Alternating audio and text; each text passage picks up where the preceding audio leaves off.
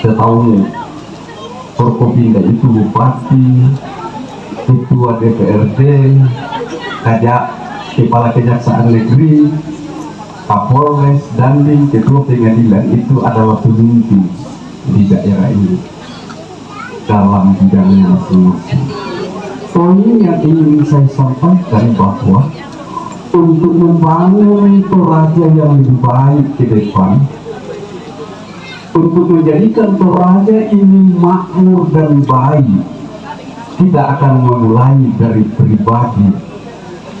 Kemudian kita bangun keluarga yang baik, kita bangun keluarga yang sejahtera.